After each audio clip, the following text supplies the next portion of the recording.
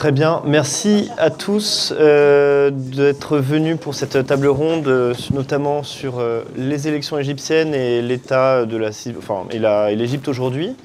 Donc il y a une nouvelle élection effectivement qui se tient. Je rappelle que la dernière élection, le président actuel Abdel Fattah al-Sisi avait fait le score de 97%.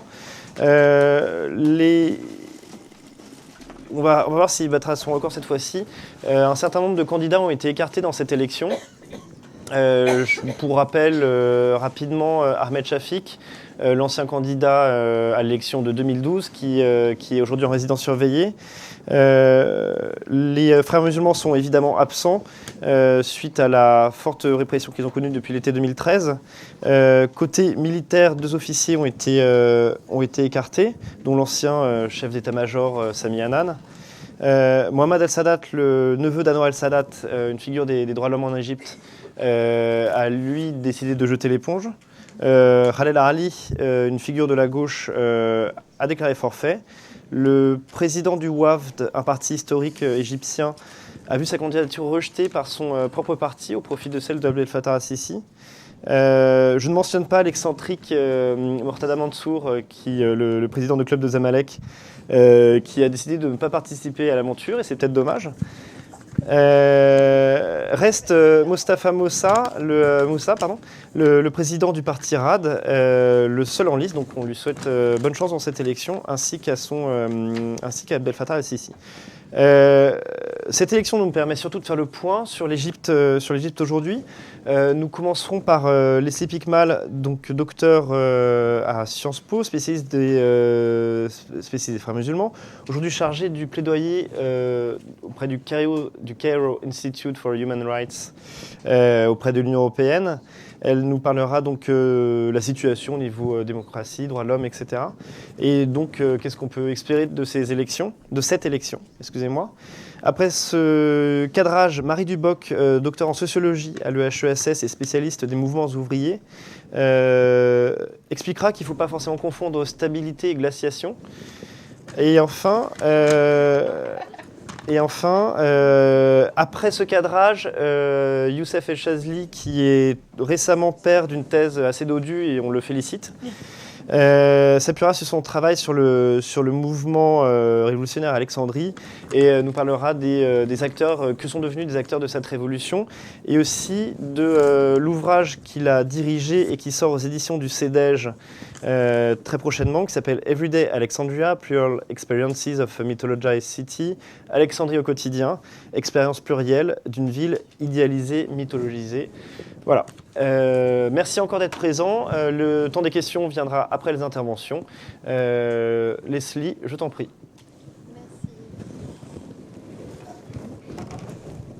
Merci.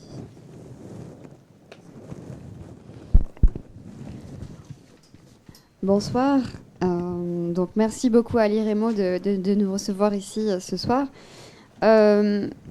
Pour essayer de donner une image assez large des évolutions récentes en Égypte, et en particulier le processus électoral et l'impact de ces évolutions sur la situation générale en Égypte. Vraiment, je soutiens l'interprétation, quoique fort générale, que vient de donner Samuel. Il n'y a pas beaucoup de suspense, énormément, dans l'élection de la semaine prochaine, puisque beaucoup de candidats d'opposition ont été éliminés un par un, et celui qui reste en lice faisait encore partie d'une campagne pour la réélection de Abdel Fattah al-Sisi jusqu'à la veille de son enregistrement comme candidat.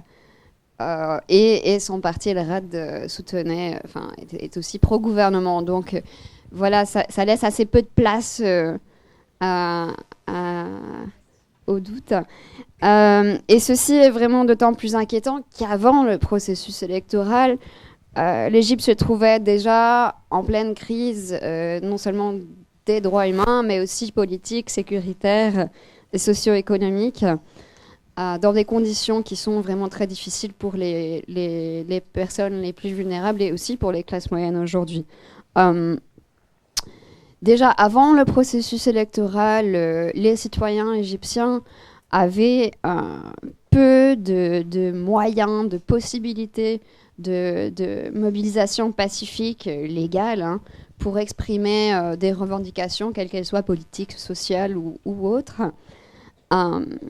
Donc, ni dans la rue, par des manifestations, des grèves ou autres, ni dans l'engagement dans des mouvements sociaux ou politiques, parce que la sphère publique et la scène politique se sont refermées, ont été fermées de plus en plus en Égypte ces dernières années. Et donc, n'ont pas non plus de moyens pour essayer de demander justice ou d'essayer de faire rendre des comptes aux gouvernants ou à ceux qui se sont rendus coupables de violations graves des droits humains. Aujourd'hui, le fait que ce processus électoral soit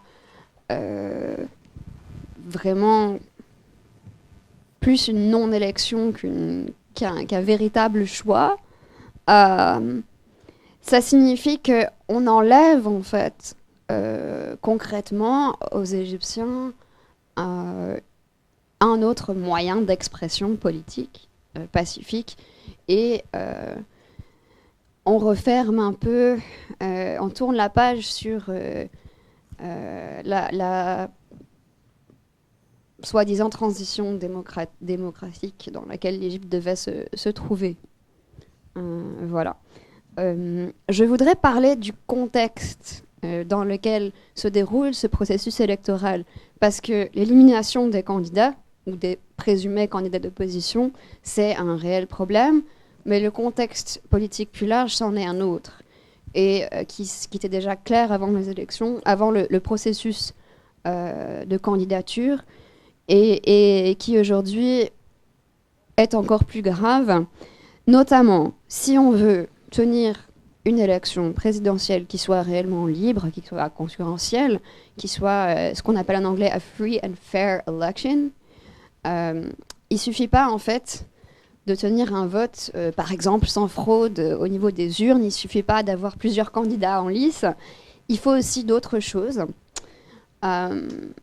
Il faut la liberté d'expression, liberté de la presse, liberté de réunion et liberté d'association. Ces droits, qui sont des droits fondamentaux, sont garantis par la Constitution égyptienne et ils apparaissent aussi dans de nombreuses conventions internationales sur les droits humains auxquelles l'Égypte est un État partie. Que ce soit la African Convention on Human and People's Rights, International Convention on Civil and Political Rights, enfin vraiment, même la Déclaration universelle des droits humains de 1948, tous ces engagements-là et la Constitution égyptienne aussi garantissent tous ces droits. Au niveau de la liberté d'association et de réunion, là on a vraiment des restrictions très très strictes, très très sévères en Égypte, qui se sont aggravées ces dernières années. On a deux lois en particulier, une qui régit les manifestations, qui date de 2013, et une qui régit les rassemblements sur la voie publique, qui est une loi datant de 1914. La loi sur les rassemblements, donc c'est une loi qui a été décrétée par les autorités coloniales britanniques, d'accord, qui a maintenant presque 104 ans. D'accord. Et ensemble, ces deux lois signifient que si vous voulez tenir un rassemblement de plus de 5 personnes dans un lieu public, y compris par exemple un meeting électoral, il vous faut une autorisation du ministère de l'Intérieur. Le ministère de l'Intérieur aujourd'hui, il serait probablement juste de dire qu'il soutient plus le candidat sortant que d'autres candidats en Égypte. Donc ces deux lois permettent sous l'état d'urgence l'arrestation et l'emprisonnement de personnes qui tiendraient un tel rassemblement sans autorisation et permettent leur procès par des tribunaux d'urgence de la sûreté de l'État.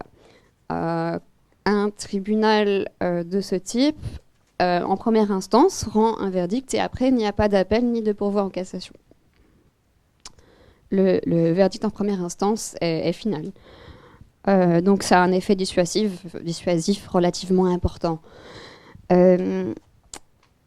Voilà, d'autre part, côté liberté d'association, normalement, on s'attendrait à ce qu'il y ait une observation électorale qui se fasse. C'est ce qui a été fait lors de la dernière élection présidentielle, c'est ce qui a été fait auparavant, la précédente. Le référendum 2011, enfin, on a eu beaucoup de votes différents en Égypte depuis 2011 où il y a eu ce type d'observation. Aujourd'hui, c'est plus difficile dans la mesure où les associations locales et internationales qui ont le plus d'expertise là-dedans, ce sont les mêmes qui sont sous le coup d'une répression assez forte de la part des autorités, soit par la législation, soit par des poursuites judiciaires. Voilà. Quant à la liberté d'expression et de la presse, bon, ça, vous en avez peut-être entendu parler plus dans les médias français. On a, selon Reporters sans frontières et Committee to Protect Journalists, une bonne vingtaine de journalistes en prison en Égypte spécifiquement pour leur activité professionnelle, donc les cas documentés. Le syndicat des journalistes égyptiens rapportant un nombre plus important de cas. Committee to Protect Journalists situe l'Égypte à la 3e place, au 3e rang mondial des pays emprisonnant le plus les journalistes, derrière la Chine et aujourd'hui la Turquie. Cette tendance continue à ce jour. On a eu une vague d'arrestations assez rapide, assez importante au début d'année. Plusieurs journalistes victimes de disparitions forcées. Y compris quelques cas qu'on peine vraiment à comprendre, comme 2 journalistes réalisant un reportage vidéo sur le tramway d'Alexandrie.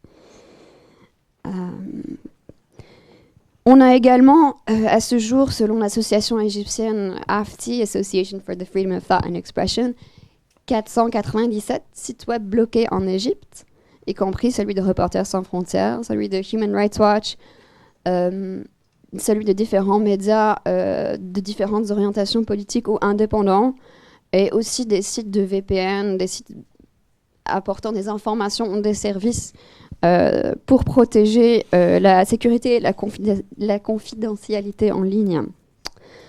On a enfin, au cours de l'année dernière, une tendance de nationalisation détournée, indirecte, si vous voulez, de plusieurs médias, la prise de contrôle d'autres par des hommes d'affaires en Égypte qui sont proches soit des services de renseignement, soit du gouvernement.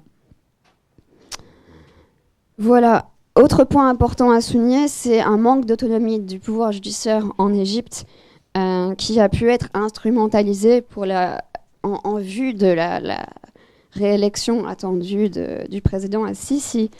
Comme l'a souligné Samuel, différents candidats ont été éliminés de la course. Mais il y a aussi eu arrestation de 2 de ces candidats. Et il y a eu un procès fait à l'avocat des droits humains Khaled Ali l'année dernière sur des charges apparemment montées de toutes pièces, mais la condamnation sert apparemment à le rendre inéligible. L'appel étant toujours en cours. La prochaine séance doit se tenir après l'élection présidentielle. Donc ce monsieur n'est plus candidat. Voilà. D'autre part, évidemment, le calendrier annoncé pour la présidentielle était très court. Annoncé en janvier, on a eu en quelques semaines seulement un délai très court vraiment pour tout candidat d'opposition qui devait réunir soit 25 000 soutiens individuels par des citoyens, dont au moins 1000 dans 15 gouvernorats ou régions différentes, soit le soutien de 20 nominations par des parlementaires, la vaste majorité des parlementaires ayant soutenu Abdel Fattah al-Sisi comme candidat présidentiel. Voilà. Début février, plusieurs partis d'opposition appellent au boycott du vote. Et après une réaction verbale assez forte de la part du président Sisi lors d'une intervention publique, le procureur général a ouvert une enquête contre 13 de ces personnalités ayant appelé au boycott, les accusant donc de tenter de renverser le régime. Voilà, donc évidemment tous ces éléments sont particulièrement préoccupants et constituent des dénis de droits politiques et civiques reconnus dans la constitution égyptienne et dans diverses conventions internationales à laquelle l'Égypte est partie. Cela pose aussi une plus grande question politique sur comment on situe l'Égypte politiquement, quelle est la nature du régime à son mode de gouvernance, puisque depuis 2011, côté européen, soit les États membres et l'Union européenne également, considéraient l'Égypte comme étant en transition démocratique, donc fondent leur analyse et leur approche aux relations bilatérales sur cette hypothèse. D'accord. Et d'autre part, eh bien, venant par-dessus une accumulation de crises politiques des droits humains en Égypte et une crise socio-économique significative, ces récents développements par rapport aux élections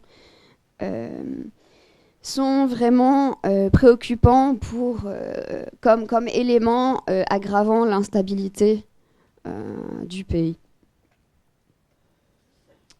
Côté instabilité, justement, l'Égypte souffrait déjà beaucoup de cela, y compris au niveau sécuritaire. Et donc ça, c'est clairement une préoccupation pour les citoyens égyptiens au quotidien, pour le gouvernement, mais aussi pour les partenaires occidentaux de l'Égypte, que ce soit les États européens, l'Union européenne, les États-Unis et autres.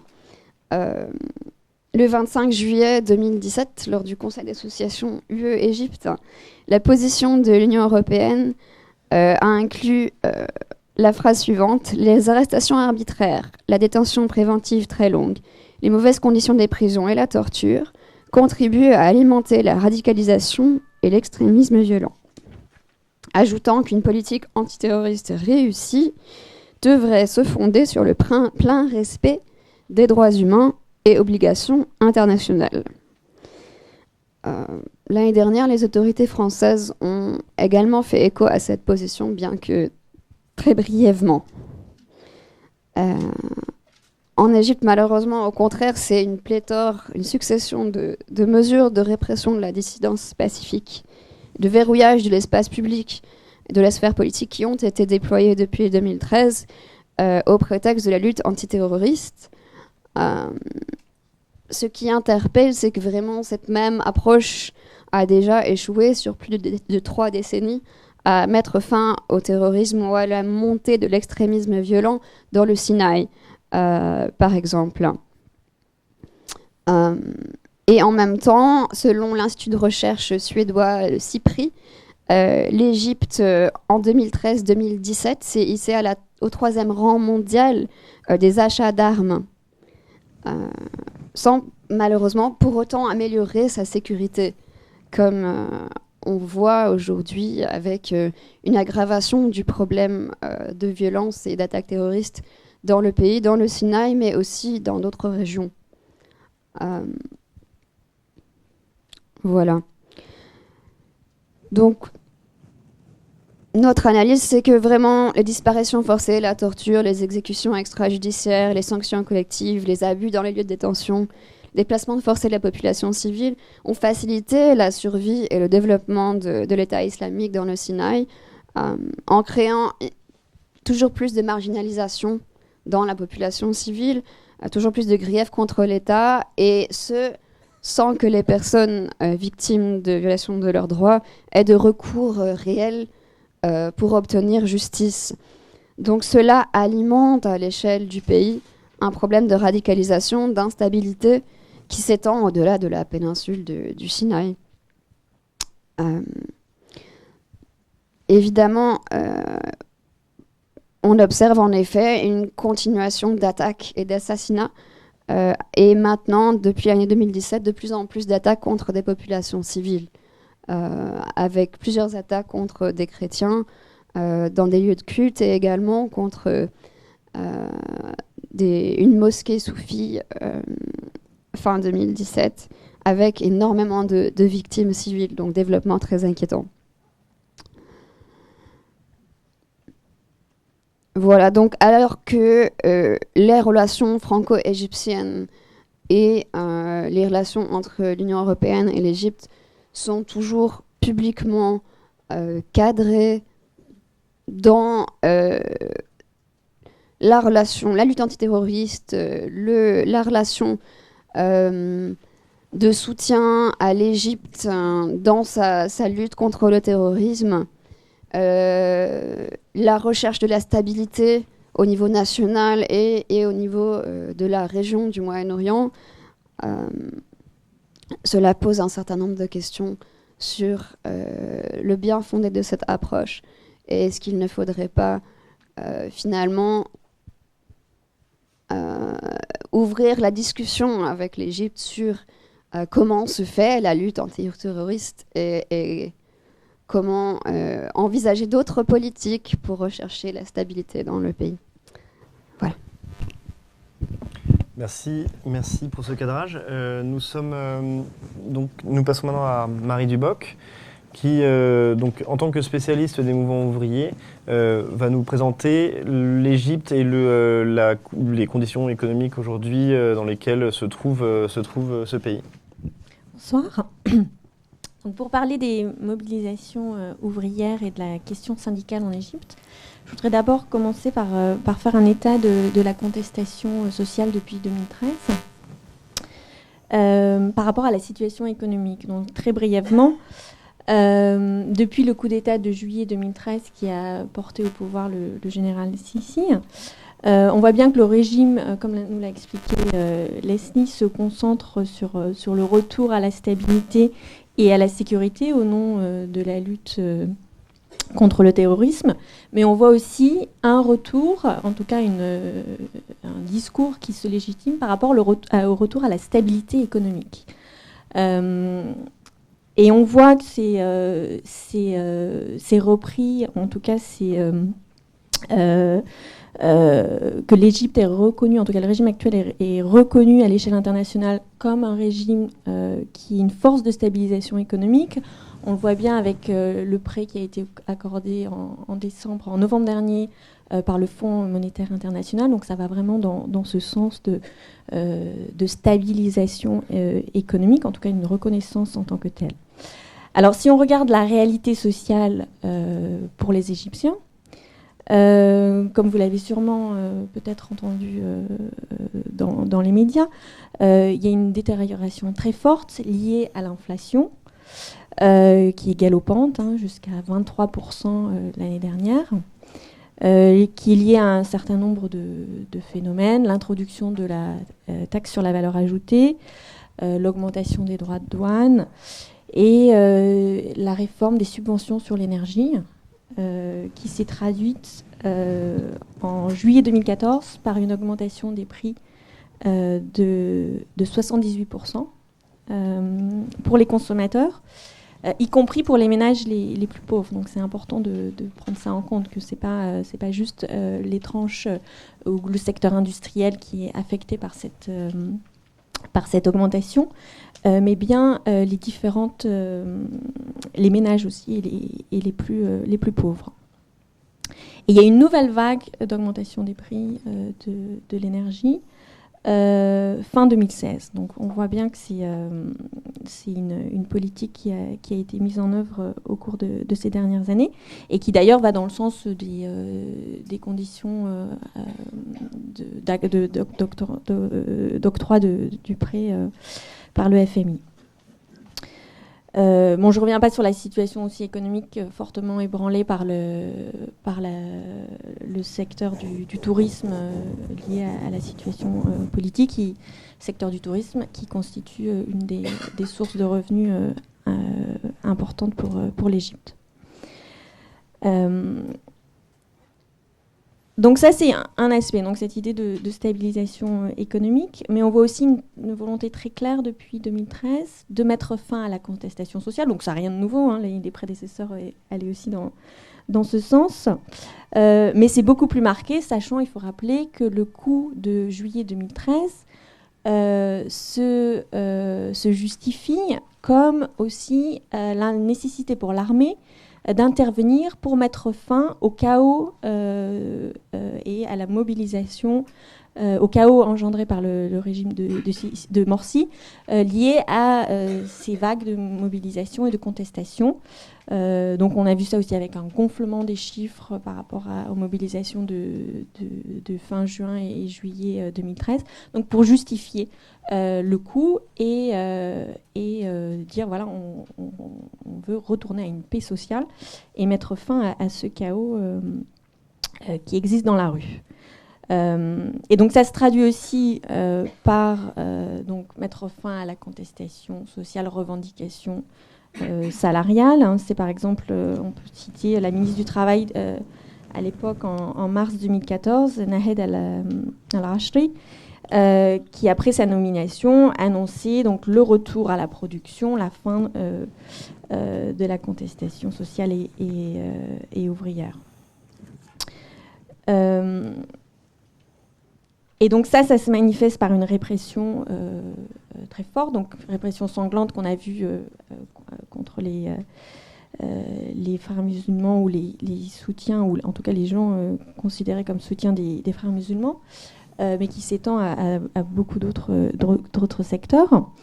Et malgré tout, on voit qu'il y a, malgré ce contexte répressif très fort, donc je reviendrai un peu sur les mécanismes pour faire taire la contestation sociale et le mouvement syndical, on voit qu'il y a toujours des mobilisations en Égypte. Et donc c'est là où je voudrais revenir un peu sur nuancer le discours officiel, justement, de retour à la paix sociale et à mettre fin au chaos dans la rue. Il me semble important de situer la mobilisation sociale et ouvrière plus largement dans le contexte contestataire et qu'est-ce qui se passe au niveau des mobilisations. Donc là, je m'appuie en fait sur le travail de certains chercheurs qui ont regardé, utilisé des bases de données comme le Global Database of Events, Language and Tone, qui recense dans les médias les manifestations. Hein. Donc là, on parle des manifestations générales sans rentrer dans le détail de mobilisation sociale ou ouvrière. C'est les gens qui manifestent. Et en regardant ces données, on voit qu'après le coup donc, de juillet 2013, paradoxalement, on voit que le nombre de mobilisations par jour a pratiquement triplé. Hein. Dans les 5 mois qui suivent le coup de juillet 2013, le départ de Morsi, on a plus de 100 protestations par jour. Alors cela ne nous donne pas de renseignements sur qui manifeste, pourquoi. C'est vraiment une vue globale. Et bien sûr, les soutiens de Morsi représentent une part importante de ces mobilisations. Donc, si on regarde, mais c'est important de voir cette présence et cette continuité dans la contestation et même son augmentation. Pour ce qui concerne la contestation sociale, on voit très bien une baisse très nette après juillet 2013. Si on regarde le nombre de mobilisations, donc là je m'appuie sur les données du Centre égyptien pour les droits économiques et sociaux, dont Khaled Ali, un des candidats, il était candidat déjà en 2012, et un candidat qui a retiré sa candidature pour les élections actuelles. Donc il est directeur de ce centre, il est avocat. Donc si on regarde les données recensées par ce centre, en 2014, il recense 3000 mobilisations, 3000 protestations en général, dont 1600 dans le secteur ouvrier. Donc c'est 2 fois moins qu'en 2012. Donc ça a nettement baissé. En 2015, donc de 1600, on passe à 900. Et en 2016, on est à 700 protestations ouvrières. Donc on passe de 1600 en 2014 à 720 en 2016. Mais c'est intéressant de voir dans leur recensement. Alors, si vous voulez, après, dans les questions, on peut discuter des problèmes ou comment sont recensées ces données ou quelles étiquettes, comment c'est fait. Mais ce qui est intéressant de voir, c'est qu'ils recensent ce qu'ils appellent, par exemple, les protestations économiques, où les gens, les citoyens, protestent contre les effets, les effets sociaux des politiques économiques. Donc ça peut aussi bien toucher des mobilisations de très faibles groupes, par exemple contre l'augmentation des prix de l'électricité, contre l'introduction de la TVA. Ça peut concerner le patronat, ça peut concerner vraiment des groupes très, très variés. Donc c'est intéressant de voir justement qu'il y a ces mobilisations qui existent. Ça nous donne un peu une vue d'ensemble, en tout cas un aperçu sur ces mobilisations. Donc c'est important de voir qu'il y a une baisse, comme je vous le disais, de la contestation ouvrière malgré tout, mais qui ne signifie pas qu'il y a une absence de revendications. Par exemple, si on voit en 2014, il y a une vague très importante de protestations, donc 6 mois après le coup, début 2014, vague de manifestations, de grèves dans les entreprises égyptiennes, dans le secteur public, pour demander l'application du salaire minimum, qui a été annoncé peu après l'arrivée au pouvoir de Sisi. Donc le salaire minimum devait être doublé dans le secteur public, mais au 1er janvier 2014, quand il devait être appliqué, ce n'est pas le cas pour de nombreux employés du secteur public qui, du coup, se mettent en grève ou qui organisent des manifestations. Donc là, on a vu une vague de protestations, donc à peine 6 mois après le coup. En 2015 aussi, il y a eu des mobilisations contre la loi sur le service civil, parce que ça a introduit des changements au niveau de nomination des responsables dans les administrations. Donc, des questions, ça pose des problèmes en matière de corruption. Ça pose aussi des questions en matière de bonus, en matière de primes, etc. Donc, il y a eu aussi une forte mobilisation en 2015. Donc, les mobilisations sur les questions sociales et les questions ouvrières ne sont pas nouvelles en Égypte. On a vu ça depuis... il y a une longue histoire en Égypte, mais si on revient sur la période récente, au cours des années 2000, il y a eu de très fortes mobilisations, des grèves ouvrières dans différents secteurs, y compris dans le secteur privé, et chez des groupes qui n'étaient pas traditionnellement les plus militants. Par exemple, on peut citer le cas très emblématique que vous connaissez peut-être, pour ceux qui sont familiers de l'Égypte, les collecteurs d'impôts qui ont été fortement mobilisés. Donc la chute de Moubarak n'a pas mis un terme à ce mouvement, bien que tous ses successeurs se soient évertués à les réprimer. Donc c'est sur ça que je voudrais revenir, sur qu'est-ce qui s'est passé depuis 2013 en termes de comment on répond à l'existence de cette contestation, ou comment on essaie de la réprimer.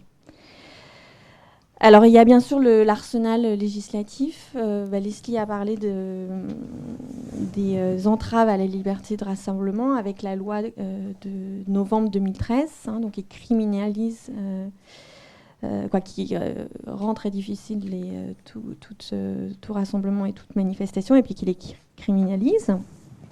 Et la loi de 1914 qui a été réactivée. Donc ça, c'est un peu l'arsenal qui est utilisé pour réprimer aussi bien les militants politiques que les militants syndicaux, les ouvriers qui entrent en grève. Si on s'intéresse en particulier à la question de la liberté syndicale, donc historiquement en Égypte, il n'y a pas de liberté syndicale. Les syndicats sont sous la tutelle de l'État depuis 1957, donc ça c'est l'héritage nassérien. Il y a une fédération syndicale qui vise à contrôler les ouvriers, non pas à les représenter. Donc c'est pour faire taire toute velléité justement de mobilisation et de contestation. Donc c'est un cadre qui a été dénoncé et qui a été fortement remis en question, en particulier au cours des années 2000, dans ce contexte de mobilisation sociale. Avec la création en 2009 d'un syndicat indépendant, celui des receveurs d'impôts dont je parlais, qui ont été vraiment le moteur de la contestation, de défier le syndicat officiel en créant un syndicat indépendant. Mais ils ont été suivis par d'autres groupes. Et en 2011, donc au moment ou après la chute de Moubarak, le Ahmed Boraï, qui est alors ministre du Travail, donc reconnaît les syndicats indépendants. Donc là, c'est vraiment une avancée très importante puisque ça permet de reconnaître ces syndicats indépendants qui ont une existence illégale. Donc, mais en fait, on voit tout de suite une reculade. Et c'est très net sous Morsi. Et ça a été bien confirmé par le régime actuel. Donc c'est important aussi de voir cette continuité dans la répression des libertés syndicales depuis Moubarak jusqu'à aujourd'hui. Et si on regarde précisément ce qui se passe en matière d'entrave à la liberté syndicale depuis 2013, il y a donc un cadre, il y a une loi sur les syndicats qui date de 1976, donc qui entérine le contrôle de l'activité syndicale par la fédération officielle, contrôlée par le régime. Et donc cette loi, elle a fait l'objet de critiques et de mobilisations de la part de militants syndicaux, de la part d'avocats, de la part d'associations, pour justement la réformer, parce que elle contredit, elle viole les accords internationaux dont l'Égypte est signataire, comme notamment les conventions liées au droit de grève de l'Organisation internationale du travail, du Bureau international du travail. Et donc en décembre 2017, une nouvelle loi sur les syndicats a été votée, qui bien sûr ne prend pas en compte les revendications des syndicats indépendants ou des militants syndicalistes, qui plutôt entérinent les contraintes à la formation des syndicats, en rendant toute forme d'autonomie impossible. Donc, de facto, il est impossible désormais de former ou de devenir membre d'un syndicat indépendant de la Fédération syndicale égyptienne. Alors ça entérine des pratiques de boycott qui ont été faites. Par exemple, la Fédération syndicale égyptienne, soucieuse de garder son monopole de la représentation syndicale, avait envoyé au ministre des Finances en 2017 une lettre demandant que les syndicats indépendants soient exclus de toute démarche administrative ou financière, sous prétexte que le seul syndicat légal et légitime est la Fédération syndicale égyptienne. Donc ça a été avalisé par le ministère des Finances. Il y a eu aussi des entraves beaucoup plus pratiques, c'est-à-dire que les syndicats indépendants ne peuvent pas prélever les cotisations de leurs membres. Donc du coup, ce qui leur coupe toute source de revenus. Donc c'est notamment le cas du syndicat indépendant des collecteurs d'impôts fonciers. Et donc cette loi vraiment entérine cette situation en réaffirmant le monopole de la Fédération syndicale égyptienne. D'accord. Alors au niveau du Code du travail, il y a un Code du travail qui est en train d'être discuté au Parlement, qui a été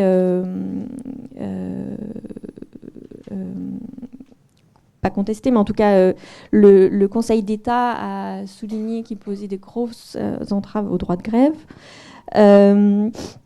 Et aussi, on peut noter par exemple qu'en cas de grève, la relation contractuelle entre l'employeur et l'employé est remise en question. Donc ça en dit long sur les possibilités de grève sur le lieu de travail. À côté de ça, il y a beaucoup de répression d'ouvriers et de militants syndicaux. Je ne peux pas vous faire un inventaire parce que ce serait trop long. C'est très bien documenté par beaucoup d'ONG, mais l'année 2017 a été particulièrement... la répression a été particulièrement forte à leur encontre. On peut citer par exemple 6 ouvriers du chantier naval d'Alexandrie qui ont été jugés par un tribunal militaire pour avoir fait grève. Et en particulier, ils étaient accusés d'avoir incité leurs collègues à la grève. Et donc, pour éviter la peine de prison, ils étaient forcés de démissionner durant la procédure. Plus des arrestations de syndicats qui ont eu lieu en septembre dernier. Donc, pour conclure, parce que là j'ai épuisé mon temps, donc on voit qu'on a un régime qui, après le coup d'État de 2013, se présente avec un peu comme qui se réclame de l'héritage nassérien avec une politique qui va restaurer la paix sociale et la stabilité économique, mais qui n'en a pas les moyens. Donc on voit que les questions sociales sont extrêmement importantes et se posent avec d'autant plus d'acuité. Le contexte répressif rend très difficile ces actions, avec beaucoup de risques pour les gens qui se mobilisent, qui font grève. Et c'est surtout cette entrave à la liberté syndicale qui est très forte aussi, le droit de grève. Donc ça, on se situe, comme je le disais, dans la continuité des prédécesseurs de Sisi. Mais c'est nettement, les attaques contre les syndicats indépendants sont très, très fortes. Syndicats qui sont déjà fragilisés du fait des contraintes qui pèsent sur eux et qui aussi font face à des divisions internes. Et ça pose un dernier enjeu qui rejoint ce que disait Leslie, c'est comment, pour des journalistes, pour des chercheurs, pour des ONG, comment étudier et rendre compte de ce contexte face aussi au contexte répressif dans lequel eux-mêmes opèrent et sur lequel ils pèsent. Donc et ça s'est posé bien sûr avec beaucoup d'acuité, de manière tragique, suite au meurtre de Giulio Regini, donc cet étudiant italien qui travaillait sur les syndicats égyptiens et qui a été torturé et assassiné en Égypte. Voilà. Merci. Donc après cette présentation de la situation politique et économique en Égypte aujourd'hui à l'occasion de cette élection présidentielle, je vous propose de décentrer un peu le regard, de s'intéresser à la grande ville du Nord, Alexandrie, dont Youssef El-Chazi à ma gauche est originaire et qu'il a étudié en profondeur, notamment le mouvement révolutionnaire là-bas. Il va donc montrer ce que sont devenus les acteurs de ce mouvement révolutionnaire d'une part, et donc présenter aussi l'ouvrage qu'il a contribué à diriger sur cette ville. Merci. Bonsoir. Alors peut-être vu que j'ai vu que le temps presse un peu, donc je vais peut-être pas, puisque là en effet je suis une double casquette, donc d'un côté ce volume collectif qui va paraître ces jours-ci, qui va être mis en ligne et qui sera disponible, qui porte sur Alexandrie, qui est une ville relativement sous-étudiée malgré la place qu'elle a dans le pays. Mais donc on pourra y revenir dans la discussion pour les personnes intéressées par Alexandrie. Et je peut-être reviendrai plus tôt et brièvement pour laisser place à la discussion à l'autre casquette, c'est-à-dire effectivement à la thèse que je viens de finir d'écrire sur... qui disons, alors on a vu ici, on essaie de restituer le contexte, comment tout ça se prend forme au niveau de l'État. Et moi je m'étais plutôt intéressé à voir comment ce que des individus... surtout vers la fin de la présidence Moubarak, en arrive à militer, à s'engager en politique, alors que c'est quelque chose d'assez marginal, qu'assez peu de gens le font. Pour les gens qui ont connu le centre-ville du Caire avant 2011. C'était assez peu de gens qui militaient. Alexandrie, c'était encore moins. Il y avait peut-être une des dernières grandes manifs à Alexandrie en septembre 2010. Il y avait 50 personnes, dont 37 s'étaient fait arrêter. Disons, voilà, l'idée pour moi était de comprendre comment des gens en arrivent à cette activité quelque peu irrationnelle dans un contexte autoritaire, c'est-à-dire de s'engager, et aussi comment ces gens, une fois engagés, ont fait face à l'événement révolutionnaire. Et effectivement, l'événement révolutionnaire, la chose la plus frappante dedans, pour n'importe qui était sur place, pour des gens comme nous qui peut-être étudiaient ces questions avant, et pour les observateurs, les observatrices qui regardaient ça dans les médias, c'était qu'il y avait plein de gens qui participaient. Et ça, c'était une nouveauté, c'est-à-dire qu'on passait de 50, 100, 200 personnes à des dizaines, voire des centaines de milliers de personnes, voire des millions de personnes durant certaines journées révolutionnaires. Et du coup, peut-être une des choses les plus importantes dans cet événement de 2011, ça avait été cet extraordinaire processus d'incitation à la participation.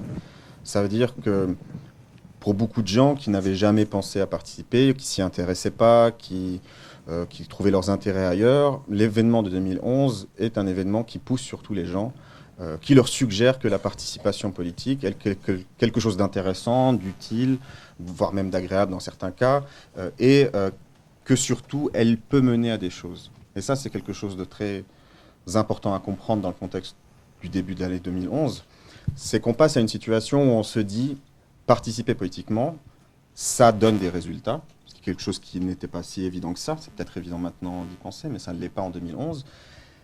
Et en plus, ça n'est pas juste participer politiquement, c'est manifester dans la rue, c'est utile.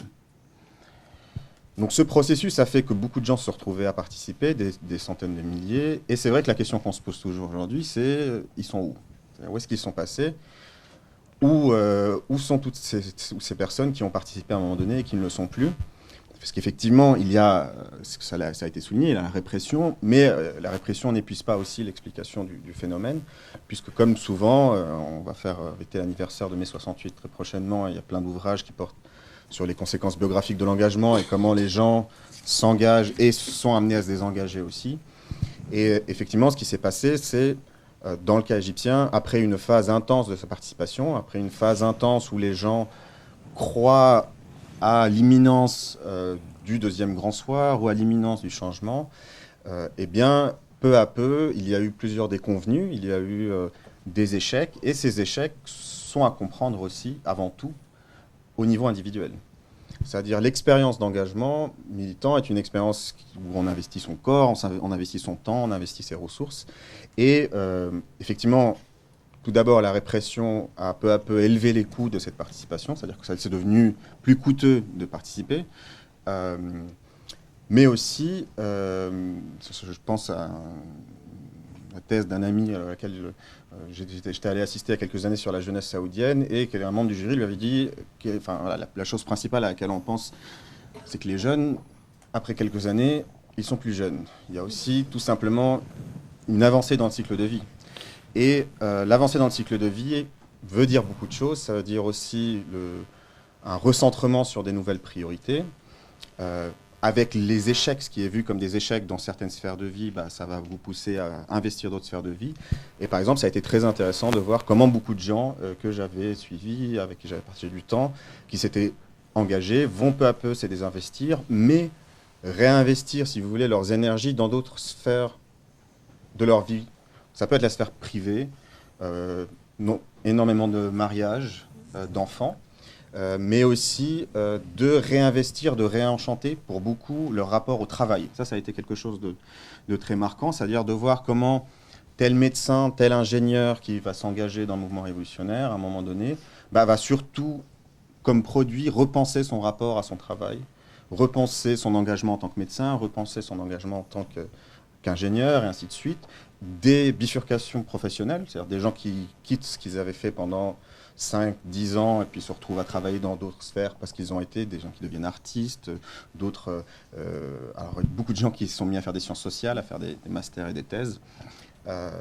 Et donc, vous avez... Voilà, ça a été un des phénomènes assez frappants, c'est-à-dire comment, face à un rétrécissement, effectivement, des espaces publics, face à une fermeture relativement importante de nombreux espaces et qui ne s'arrête pas aux politiques, c'est-à-dire des espaces aussi culturels, parce qu'il y a vraiment une phase d'euphorie en 2011-2013 où il y a plein d'espaces culturels qui s'ouvrent. À Alexandrie, par exemple, entre 2011, 2013, 2014, et une ville où il se passe beaucoup de choses culturellement. Il y a plusieurs centres culturels indépendants qui sont ouverts. Il y a effectivement la Bibliothèque d'Alexandrie qui est aussi un acteur important depuis 2002. Mais vous allez avoir un processus de fermeture qui va faire que les gens vont aussi faire passer leurs intérêts, leurs énergies, essayer de remobiliser les intérêts qu'ils avaient eus dans d'autres activités. Vous avez aussi d'autres types de phénomènes, c'est-à-dire les personnes qui, face à l'épreuve de réalité, vont rejeter l'expérience. Ça, c'est un phénomène assez commun, qui n'est peut-être pas le plus commun, mais que j'ai retrouvé quand même à pas mal de reprises, c'est-à-dire des gens qui vont remettre en cause leur engagement, vont dire c'était des idioties de jeunesse, je n'aurais jamais dû faire ça, et puis vont vraiment mettre une croix qu'on voit, alors le sociologue va voir ça dans des choses symboliques, c'est-à-dire fermer un compte Facebook et en créer un nouveau. C'est aussi une manière d'effacer sa mémoire. C'est aussi une manière de vouloir effacer de sa mémoire virtuelle sur un mur Facebook, mais aussi de sa mémoire personnelle, toute une partie de sa vie qui a duré 1, 2, 3 ans, et puis de s'engager de manière nouvelle, souvent de déménager, changer de ville, etc. Donc ça va être une tendance assez présente aussi. Et puis, effectivement, parce que c'est ça, voilà, quand je reviens à la question de départ de ce qui m'avait intéressé dans la thèse, c'est-à-dire comment les gens en arrivent, disons, de manière rétrospective, quand il y a une révolution, on se dit, c'est évident, il y a une évidence, les gens ils se révoltent parce qu'ils sont mécontents. Donc c'est la solution en quelque sorte. La solution c'était de se révolter. Or on sait bien que dans un cas comme l'Égypte, pour beaucoup de gens, pour beaucoup de jeunes notamment, les solutions sont souvent la plus logique, la plus évidente dans un contexte européen, c'est quand même souvent la migration. Ça veut dire aussi beaucoup de gens se sont soit rabattus, soit se sont plus investis dans l'idée de trouver, alors parfois en faisant des conversions de capitaux, donc de profiter de leur expérience dans la Révolution pour avoir des bourses pour partir, pour essayer de trouver d'autres situations où ils pouvaient mettre ça à profit, disons. Mais voilà, vous avez aussi, c'est-à-dire que dans l'ensemble des outils, dans l'ensemble des possibilités qui s'ouvrent à un jeune ou une jeune aujourd'hui en Égypte, effectivement, l'engagement politique, au contraire d'une période, d'un moment historique, d'une conjoncture historique où ça a été très valorisé, ça a été mis en avant, il y a eu un gros processus d'incitation à le faire. La tendance est plutôt à une désincitation, c'est-à-dire qu'on est plutôt dans une production de désinvestissement politique qui fait que la tendance générale va être plutôt dans le sens de soit on réinvestit le privé, puis si on réinvestit le privé, les coûts changent évidemment complètement. Si on a des enfants, si on est dans une relation, on est marié, etc., les coûts ne sont plus calculés de la même manière que quand on est étudiant et quand on est dans ce moratoire de la jeunesse, cette apesanteur sociale qui est constituée de la jeunesse. Donc disons, ça c'est un des éléments qu'on retrouve aujourd'hui, c'est-à-dire cette tendance qui a été à un repli ou simplement à tourner le regard vers d'autres horizons. Mais comme souvent dans des travaux qui ont été menés sur des situations semblables dans d'autres contextes, c'est que ça crée aussi ce qu'on appelle des réseaux dormants.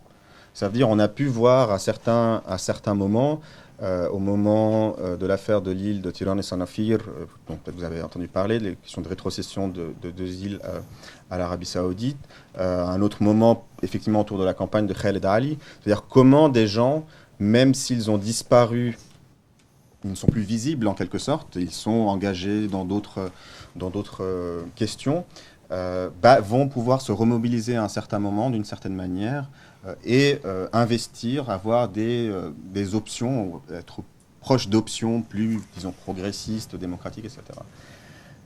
Un dernier élément qu'il ne faut pas sous-estimer, c'est qu'aussi, tout simplement, et que c'est parfois peut paraître contre-intuitif dit dans certains contextes, c'est que beaucoup de gens, peut-être pas une majorité, mais quand même une minorité pas négligeable, c'est aussi tout simplement allié aux options du régime actuel, pour plein de raisons. Mais ça a été un cas aussi assez présent de personnes qui ont participé à la révolution de 2011, qui ont participé aux mobilisations de 2013, ont eu à un moment donné, parfois ont toujours, des croyances, pas seulement dans la légitimité, disons, du projet mis en avant par la présidence, mais aussi dans la nécessité historique, si vous voulez. C'est-à-dire il y a vraiment une idée d'un contexte où il y a une nécessité historique de ce projet. Et de ce fait, on retrouve effectivement des gens sur qui moi j'ai enquêté, qui ont été des jeunes révolutionnaires, qui se pensent probablement toujours comme des jeunes révolutionnaires et qui se sont engagés politiquement en soutien du régime actuel et ont continué à avoir des positions qu'ils défendent, etc. Ça s'est un peu effiloché, mais il reste quand même un certain nombre de personnes qui sont sur des postures de ce type-là. Donc disons, ce qu'on regarde aujourd'hui, c'est une variété de trajectoires qui est souvent à relier effectivement à un effet de période, un effet de contexte. Ça veut dire que être révolutionnaire, manifestant en 2011, c'est plutôt pas mal, ça a de la gueule, on va dire. Ça l'est beaucoup moins en 2014 et en 2015. Donc il y a une acceptabilité qui n'est plus la même, sociale, c'est-à-dire il y a même les discours de la violence à une période historique peuvent être acceptés, peuvent être considérés comme nécessaires et légitimes, et beaucoup moins très peu de temps après. Donc ça, il y a clairement eu un changement de ce point de vue. Et puis il y a eu des gens qui ont simplement réinvesti dans d'autres sphères sociales leurs énergies, pensant ou pas que ça a été un échec. Et je pense qu'on le voit par exemple beaucoup à chaque commémoration du 25 janvier, on peut pister un peu les évolutions du rapport collectif à la mémoire de cet événement, c'est-à-dire comment, peut-être les 2 dernières fois surtout, en 2017 et 2018, on était vraiment dans une avalanche de témoignages rétrospectifs et un peu où j'en suis dans ma vie aujourd'hui après cet événement. C'est-à-dire qu'il y a eu vraiment une sorte de mise en deuil de la participation à l'événement qui, en déclenchant des espoirs très élevés, a aussi déclenché des désespoirs très forts par la suite. Et on a pu le voir aussi avec tout simplement des cas de dépression, de suicide qui ont été assez courants ces derniers mois et surtout ces 2 dernières années, disons. Donc voilà, ça c'était pour un peu vous donner une image de ce que deviennent ces personnes, c'est-à-dire de comment toutes ces personnes qui avaient participé, et c'est aussi une manière de toujours être vigilant aussi, c'est-à-dire autant quand on voit beaucoup de gens dans la rue ou à l'inverse quand on n'en voit aucune personne dans la rue, de ne pas en tirer aussi des sens définitif, de ne pas réifier ce genre de situation. On l'a vu dès le début du processus révolutionnaire, ça veut dire comment, à un moment donné, l'élite politique du pays disait, voilà, tous ces gens sont dans la rue, c'est parce qu'ils veulent ceci ou cela, et puis s'étonner très vite des résultats des élections, s'étonner très vite des résultats des référendums. C'est parce qu'aussi, moi, bien plus, je n'aime pas du tout les interprétations en termes de disons, analphabétisme politique, c'est que les gens n'ont pas d'expérience, etc. C'est que juste, on ne connaît pas les choix des gens, et il suffit d'enquêter un tout petit peu en dehors du Caire, c'est mon punching ball habituel, mais disons même en dehors d'Alexandrie, c'est-à-dire en dehors des grandes villes, pour juste voir la complexité des prises de position des personnes, et qui sont très construites. Moi, je me rappelle d'avoir fait une courte enquête à Kafr Dawar, donc ville satellite industrielle d'Alexandrie, d'avoir fait une enquête au moment des élections de 2011 législatives et ensuite au moment des élections présidentielles de 2014, où les mêmes gens me disaient, donc qui étaient ouvriers à l'usine de textile de Kafr Dawar, me disaient de manière très claire qu'ils avaient voté pour des candidats islamistes dans les premières élections et voté pour l'armée dans les élections d'après, et expliquer ça sans aucun problème, pour des raisons qui étaient tout à fait légitimes d'ailleurs, de leur point de vue, c'est-à-dire avec les contraintes effectivement économiques très dures qui pesaient sur eux, etc. Donc je pense que c'est important aussi d'avoir ces visions un peu plus élargies de différents processus, parce que tout ça s'inscrit toujours dans des trajectoires individuelles, familiales, de quartier, qui sont du coup aussi difficiles. Alors après, voilà, si on veut en parler, on écrit des thèses longues et illisibles, mais ça veut dire c'est aussi parce que ça prend beaucoup de temps, et c'est souvent dans cette complexité qu'on arrive à un peu mieux comprendre ce qui se passe, et aussi le fait qu'une situation telle qu'elle est aujourd'hui, qui peut paraître stable, peut continuer à l'être, comme peut très vite ne plus l'être. Donc c'est un peu ces éléments. Donc moi je vais pas parler plus longuement que ça. S'il y a les fans d'Alexandrie, je parle de ma ville volontiers par la suite, mais peut-être plutôt laisser la place à la discussion. Merci beaucoup à nos intervenants. On va lancer le temps des questions. Et permettez-moi de commencer. Youssef Echazim mentionnait donc effectivement lors de ces enquêtes, ces différents avis, les différentes étapes de conscientisation politique des citoyens qu'il a pu rencontrer. La question que je voulais poser, c'est dans quelle mesure existe-t-il, malgré la situation actuelle en Égypte, dans quelle mesure existe-t-il une vie politique en Égypte, si quelqu'un veut répondre?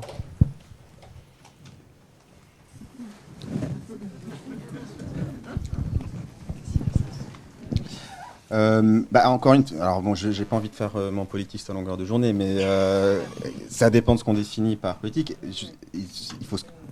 Tu te connectes sur Facebook, il y a de la politique. Je veux dire, les gens s'engueulent à longueur de journée. Si ça c'est pas de la politique, je sais pas quelle est la politique, mais je pense que il y a des décalages. C'est-à-dire il y a des pas de côté.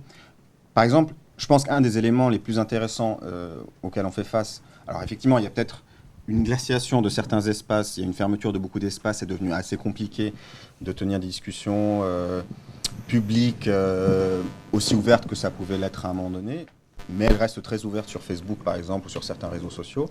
Je pense que par exemple sur la question du genre, sur la question de la sexualité, sur la question des droits des femmes, sur tout un aspect aujourd'hui, on a des débats d'une violence extrême, mais du coup d'une vitalité extrême sur les réseaux sociaux. C'est-à-dire ça, c'est quelque chose. Et puis bon, je pense que Leslie a dirigé aussi un travail là-dessus, donc pourra revenir là-dessus. Mais ça, c'est aussi un des exemples sur lesquels on peut voir comment il peut y avoir des discussions qui relèvent de près ou de loin des discussions relatives à la politique, qui vont émerger à la suite et dans d'autres espaces. Il peut aussi y avoir des tendances au refus de la politique.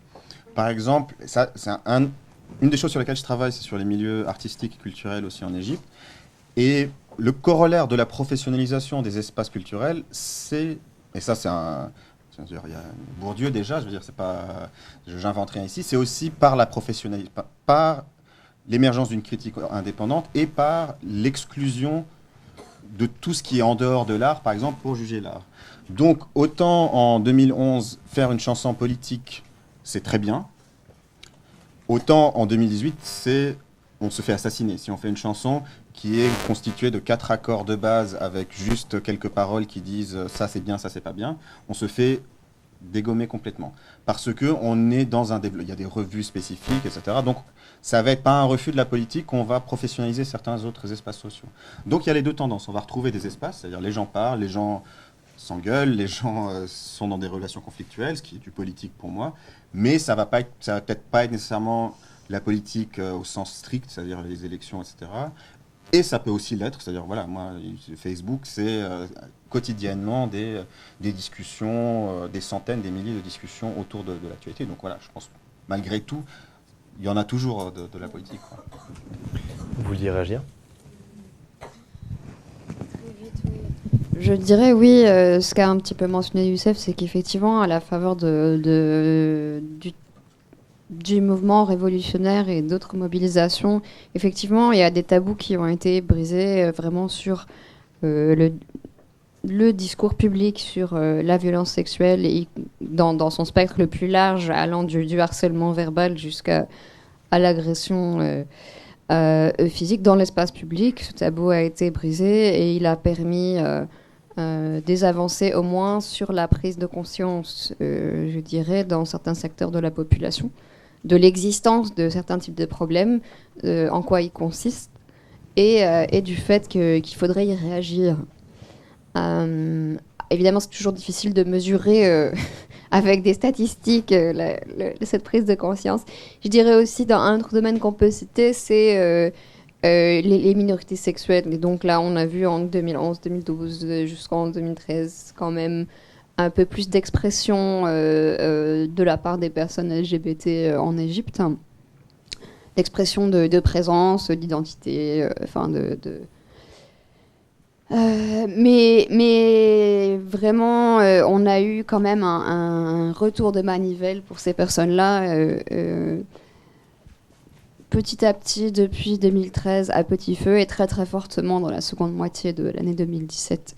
Je dirais que pour ce qui est des droits des femmes, de la revendication publique des droits des femmes et de la lutte contre la violence liée au genre, la violence sexiste et sexuelle dans la sphère publique, je pense que c'est un combat et un engagement qui est vraiment handicapé par la répression du milieu associatif. Dans la mesure où, pour pérenniser ce genre de lutte, faudrait pouvoir fonder des associations qui soient réellement indépendantes. Et malgré ce que certains ont pu penser, il y a 2-3 ans, c'est finalement les revendications des droits des femmes et aussi, y compris le droit à être à l'abri de la violence sexuelle et sexiste, n'a pas été considéré finalement comme un sujet apolitique, peu politique, peu dangereux, peu sensible par les autorités.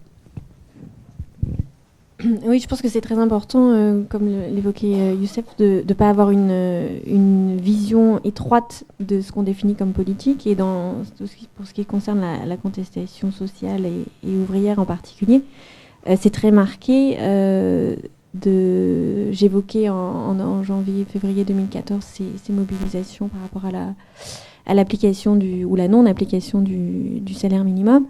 Dans un contexte très répressif qui a suivi le coup de 2013, des grévistes disaient, ils répondaient aux journalistes en disant, nous, on représente le parti du pain. Donc c'est vraiment une volonté de ne pas se situer, en tout cas de ne pas être situé ou étiqueté comme pro-frère, pro-armée, donc vraiment de faire profil bas. Et donc là, il y a vraiment une tentative de dépolitiser une action qui est extrêmement conflictuelle. Faire grève, c'est un acte éminemment politique.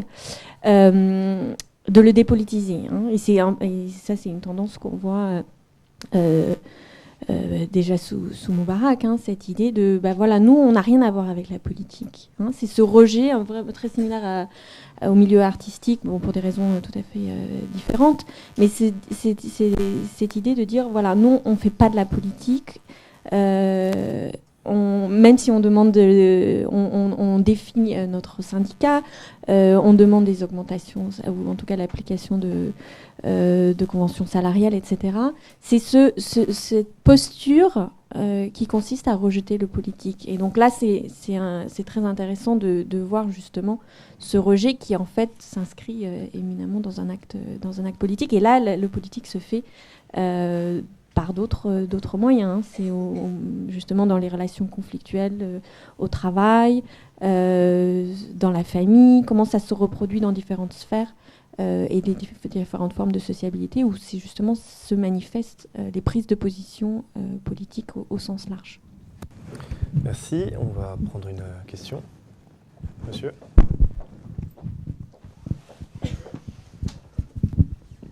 Vous avez très bien expliqué la situation répressive, la gouvernance répressive du maréchal Sissi.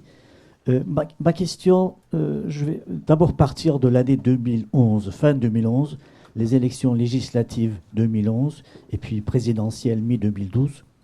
Je me souviens très bien des résultats à l'époque. Les frères musulmans, 45%, le parti Nour salafiste, 23%, les petits partis islamistes, 3-4%. Donc le total faisait à peu près 75%. Donc ma question est hypothétique, mais je suis très curieux de connaître la réponse. Imaginons que Maréchal Sissi cède sous la pression de l'Occident, des pouvoirs occidentaux, de pression occidentale. Est-ce que le peuple égyptien, vu toute cette expérience avec les militaires, voterait encore de la même façon qu'en mi-2011, c'est-à-dire 75% islamistes, et puis le reste des partis plus ou moins laïques, ou est-ce qu'il y aurait complètement une autre configuration? Pourquoi je pose cette question, bien sûr? Il faut pas espérer que Sissi continue sa répression, mais de l'autre côté, le après Sisi m'intéresse beaucoup. Est-ce qu'on va aboutir à un gouvernement, c'est un grand pays de 100 millions, de 95 millions d'habitants, est-ce qu'on va aboutir à un régime islamiste ou non? Voilà. Quelle est votre hypothèse? Merci. Qui veut répondre à cette question? Oui, peut-être, oui. Donc, une première question sur un éventuel après Sisi. Une autre question, peut-être? Au fond? Oui, alors c'est pour continuer un peu sur cette question-là. Quel est le projet, en fait, de Sisi? Parce que vous avez parlé du projet présidentiel, mais quel projet au fond? C'est-à-dire, est-ce que c'est juste garder le pouvoir pour le pouvoir, ou c'est éclairer les masses à travers, je ne sais pas, une laïcité à la française qui pourrait très très bien marcher en Égypte? Ou bien est-ce qu'actuellement on le voit avec la répression de l'athéisme, je crois, en Égypte, on voit que c'est un peu plus ambigu et qu'au contraire il s'appuie toujours sur le conservatisme social en même temps? En tout cas, quel est le projet idéologique de Sisi sur le long terme pour l'Égypte? Troisième question. On va commencer avec ces deux questions. Je pense qu'on a la matière. Qui veut prendre la parole? Sur après Sisi, la place des islamistes aujourd'hui. La place des islamistes aujourd'hui. Et qu'est-ce qu'il adviendrait éventuellement si on assiste à un nouveau moment d'ouverture du jeu politique? Moi, j'ai pas fait mon doctorat encore. Ah non, mais là, le Joker, ça marche pas. Je vais pas mobiliser la parole. Je t'en prie. Monopoliser la parole. Alors, pour moi, évidemment, en sachant que c'est une réponse hypothétique, je dirais que la réponse courte à votre question, c'est non. Mais j'explicite quand même un peu. Oui, on a une grosse majorité aux élections législatives de 2011-12 pour différents partis d'affiliation islamiste. Mais alors, plusieurs points importants à retenir. Ce vote, c'était pas un chèque en blanc, ni un vote, à mon sens, totalement idéologique. Il y a des gens qui ont voté pour des partis d'orientation salafiste ou le parti des frères par conviction, et des gens qui ont voté parce que ces partis n'ont jamais été au pouvoir, parce que ces partis étaient associés à des mouvements qui avaient bonne réputation localement, comme fournissant des services, comme donc comprenant les besoins des gens au quotidien, leurs besoins matériels, leurs préoccupations, comme étant peut-être pas corrompus ou moins corrompus parce que à cause de leur affiliation religieuse, donc présumée vertu, etc.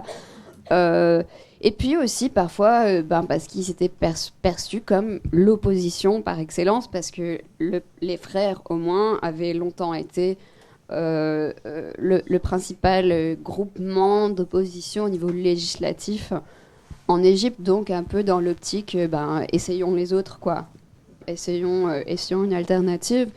Et c'est comme ça aussi que vous pouvez expliquer le fait que un an et demi plus tard, en été 2013, beaucoup de gens avaient déchanté. Au bout d'un an de présidence Morsi, un an et demi un an et demi après cette élection parlementaire, beaucoup de gens avaient vu, non, en fait, zut, ils sont pas vraiment en train de se concentrer sur comment répondre à nos besoins socio-économiques.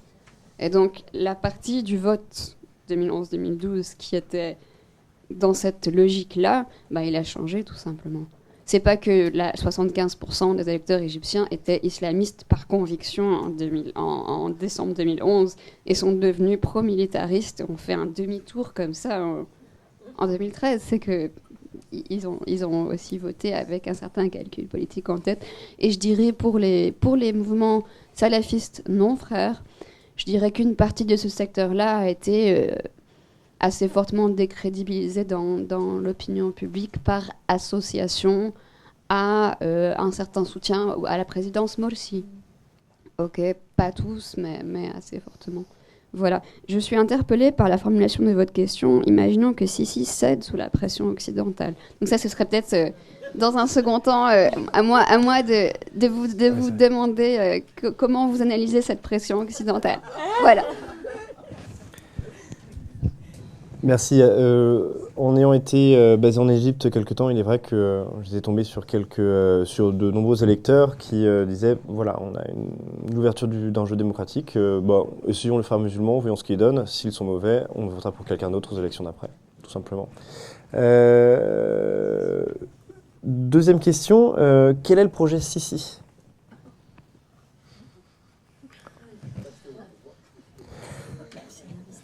Je rappelle les conditions de son accession au pouvoir qui se fait surtout dans l'opposition avant tout. À la présidence de Mohamed Morsi, ce président issu des Frères musulmans élu lors d'élections considérés comme les plus libres qu'a connu le pays en juin 2012. Les conditions d'accession au pouvoir se sont faites suite à un mouvement massif et un nombre impressionnant d'Égyptiens qui sont descendus dans les rues pour dénoncer la présidence Morsi. La révolution du 30 juin est-elle appelée ce à quoi a succédé, comme l'a mentionné Marie Duboc, le coup d'État du 3 juillet, où le président Sisi dépose un président démocratiquement élu, Mohamed Morsi, et le remplace. Je rappelle aussi à ce moment-là que le maréchal s'était fait élire maréchal, il s'était pas fait élire maréchal, il s'était fait nommer maréchal quelques temps avant l'élection, avait promis de ne pas se présenter à la prochaine élection présidentielle. Il s'est présenté malgré tout. Le projet Sisi, comme l'a expliqué Marie Duboc, et c'est là où je vais lui laisser la parole, était avant tout l'envie d'un retour à la stabilité face à la période d'un certain chaos effectif qu'a connu l'Égypte en 2011, 2012 et 2013. Voilà, c'est là où je laisse la parole à Marie Duboc. C'est que qu'est-ce que moi, le projet Sisi est avant tout le projet d'un retour à la stabilité, aux valeurs fondamentales d'une certaine Égypte que veut incarner Sisi, je crois. Oui, en fait, je dirais que c'est surtout ce qu'on voit, c'est un projet nationaliste. Ça, c'est important de le souligner. Et c'est un projet aussi, il représente l'armée. Et donc, c'est important de voir que c'est aussi instaurer une continuité dans les institutions politiques égyptiennes de prédominance de l'armée. Donc c'est, je dirais, un peu c'est pas très neuf en fait comme projet. C'est vraiment un projet nationaliste et à la fois d'assurer le maintien de l'armée au pouvoir. Donc ma réponse courte ce serait ça. Juste aussi rajouter que, et peut-être pas l'oublier aussi, c'est que je pense que dans le régime politique actuel, il y a une conscience très aiguë du contexte régional. Et ça, c'est peut-être aussi quelque chose qui est devenu très central dans la manière de raisonner dans la situation actuelle. Ça veut dire d'être vraiment dans une logique de visualiser ce qui se passe autour. Il ne faut pas oublier qu'il y a la Libye, il y a un certain nombre de contextes autour de la Syrie, etc., qui fait que c'était peut-être pas aussi central, où il y avait peut-être une logique très interniste à un moment donné, parce qu'aussi les moments révolutionnaires sont des moments de concentration, c'est des moments nombrilistes, narcissiques, on se regarde soi-même. Et je pense qu'il y a une des choses de l'idée de la stabilité, du maintien de l'ordre, de l'État, vient aussi de cette conscience très aiguë du danger, de la peur, de la situation qui se passe autour, et qui, à mon avis, joue un rôle assez important dans la manière de concevoir la situation à l'interne, comment gérer, la question de la gestion de la politique interne, toujours aussi avec cette relation, ce rapport avec ce qui est en train de se passer dans la région. Je pense qu'on peut ouvrir la question, effectivement. C'est une bonne question. Est-ce que le président Sisi, dans quelle mesure on peut dire qu'il est menacé par l'Occident ? Est-ce que tu veux répondre à cette question, Leslie ? Non, c'est important, oui. C'est un thème qui revient assez régulièrement dans les médias pro-gouvernement et dans les discours de différents officiels égyptiens. Mais ma perception personnelle, c'est que Sisi n'est pas beaucoup menacé, n'est pas sous une grande pression occidentale en ce moment. Alors, il y a peut-être des éléments que j'ignore, hein, c'est tout à fait possible. Toute pression non publique étant par définition pas forcément mesurable par les ONG de défense des droits humains. Mais non, enfin, vraiment, la question qui est souvent posée aux organisations de la société civile en parlant de la situation en Égypte, c'est l'alternative. C'est ah ben oui, il y a des problèmes en Égypte, mais c'est quoi le plan B? C'est quoi votre candidat? Alors que, évidemment, c'est pas du tout le rôle des ONG défense des droits humains de suggérer un changement de régime ou un candidat alternatif. C'est leur rôle de parler des politiques qui sont mises en œuvre. Mais il y a des problématiques qui sont soulevées au niveau par des interlocuteurs occidentaux de l'Égypte, que ce soit en Europe, outre-Atlantique ou ailleurs, au niveau des politiques qui sont choisies par le gouvernement et qui sont mises en œuvre, au niveau des pratiques. Mais je n'ai pas connaissance qu'aucun dirigeant occidental ait demandé à Abdel Fattah al-Sisi de partir. Hein. Ni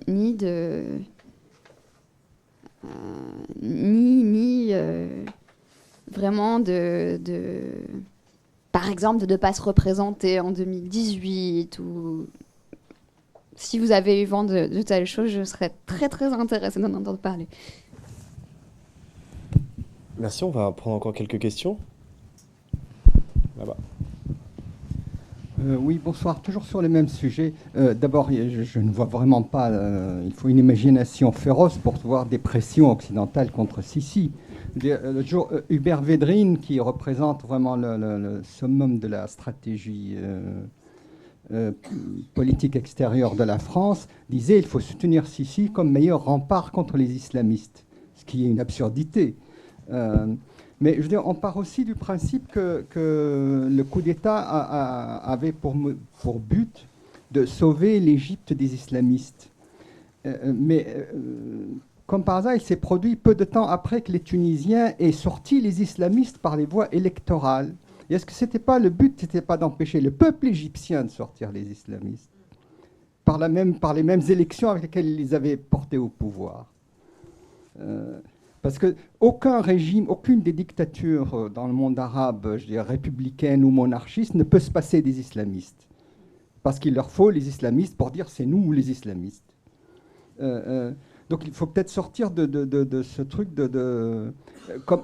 on ne se sauvera pas tant qu'on se maintiendra dans ce truc, c'est les islamistes ou les dictatures. Et quel mouvement peut nous sortir de ça? C'est ça la question. Alors...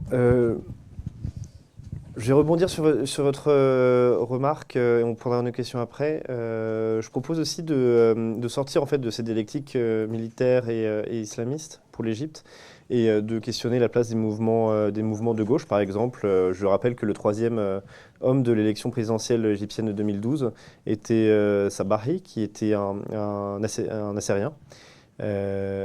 Voilà, donc on posera la question de la place de d'autres oppositions. Quelles sont les autres oppositions en Égypte? Voilà. Autre question?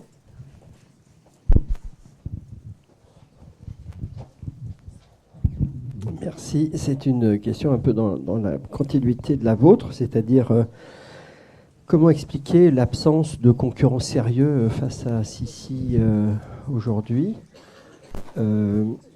Et par ailleurs, une question plus autour de la fermeture de l'espace de discussion en Égypte aujourd'hui. C'est quand même très frappant de voir qu'effectivement il est très difficile de discuter avec des Égyptiens aujourd'hui de la situation politique.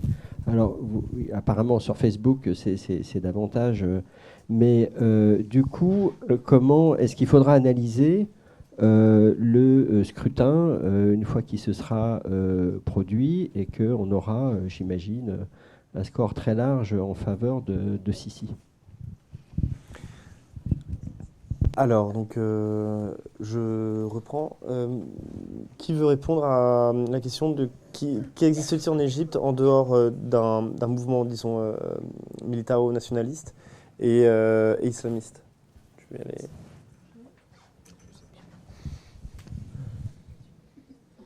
Marie Dubois. Alors, sur la question de l'absence de concurrents sérieux, c'est une question intéressante parce que les politistes se posent généralement la question de pourquoi est-ce qu'il y a des élections dans les régimes autoritaires. Donc l'Égypte a été examinée sous cet angle, comme de nombreux autres pays. Alors, on voyait que il y avait différents mécanismes qui faisaient sens, que ça faisait sens qu'il y ait des élections, qu'il y ait des candidats alors surtout pour les scrutins législatifs ou les élections locales, par rapport à des questions de clientélisme, de renforcer certains candidats, certains réseaux de soutien, etc. Mais bon, le but n'était pas d'être élu. Donc c'est vrai, là on a un peu le phénomène inverse, donc on n'a pas de candidats, donc on revient un peu à des situations autoritaires ou dictatoriales, on va dire basiques, hein, parce que les régimes autoritaires sont devenus des systèmes très, très complexes où on voit la coexistence de pratiques autoritaires et en même temps de formes d'existence de mouvements sociaux, d'élections, etc., qui est hybride, les politistes parlent de régime hybride. Et là, on est justement à un retour vraiment très, très, très basique qui va dans le sens de ce dont Leslie parlait, de cette fermeture très, très forte du champ politique et qui laisse vraiment pas présager de bons auspices sur la situation en matière de liberté d'expression. Donc voilà, donc c'est un petit peu, c'est pas très sophistiqué, on va dire, en tout cas comme forme de gouvernance. Voilà.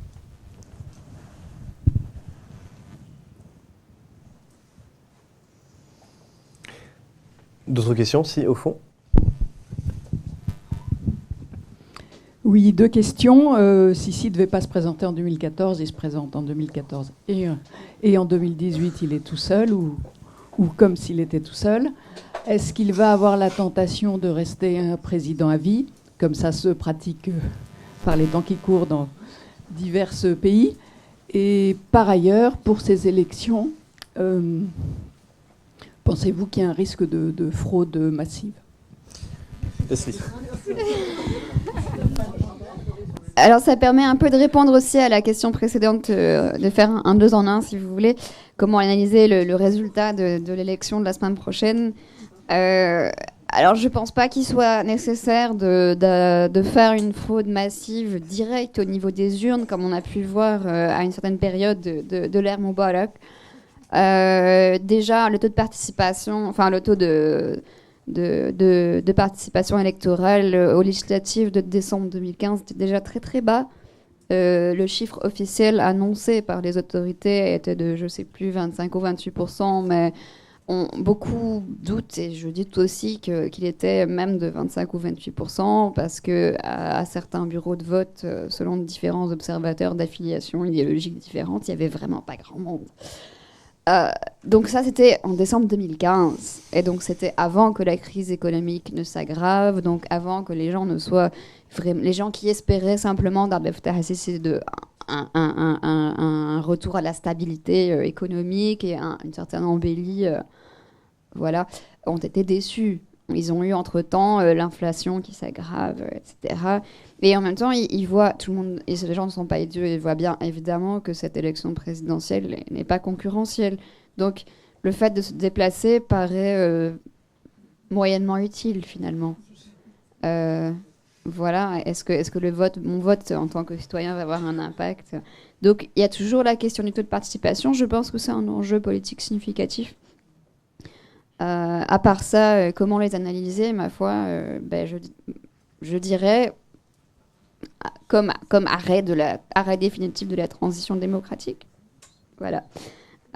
Sisi serait-il tenté de rester à vie?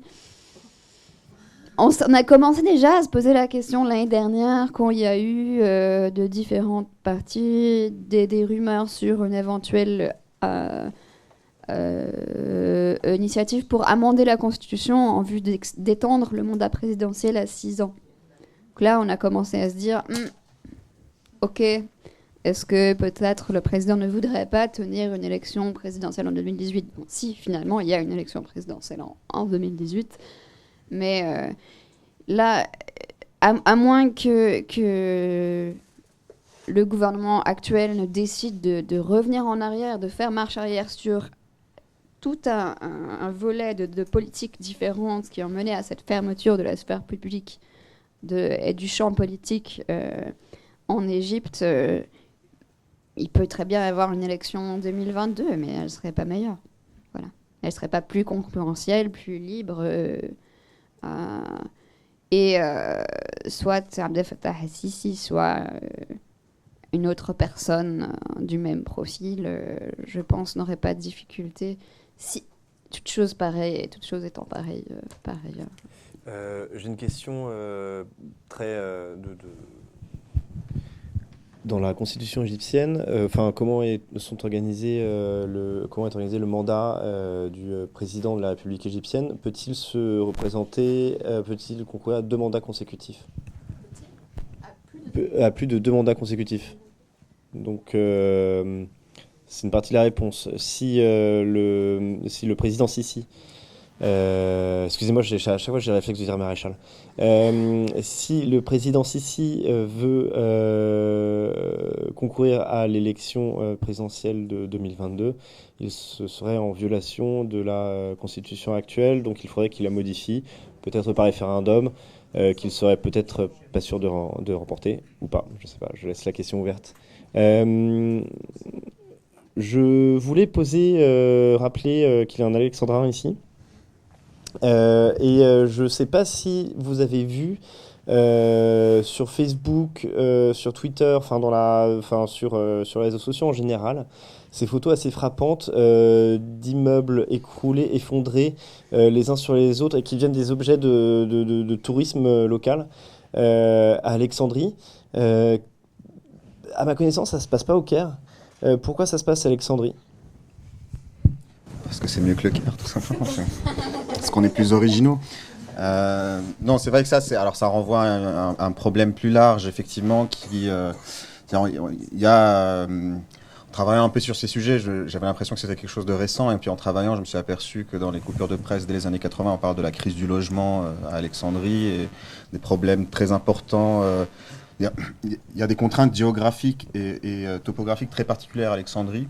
Le Caire peut s'étendre, il y a de la place autour, on va dire. Alexandrie est une bande de terre de 4 km sur 30-40 km, fermée par des terres agricoles, un marécage, la mer évidemment, etc. Donc, un des grands problèmes de cette ville, c'est qu'elle est complètement fermée et ne peut pas s'agrandir. Ce qui fait que... avec l'explosion démographique, c'est-à-dire qu'on a eu aussi une démographie galopante, les taux ont réaugmenté, ils s'étaient stabilisés, tassés en Égypte, mais ont repris depuis quelques années, là, depuis 2010-2011.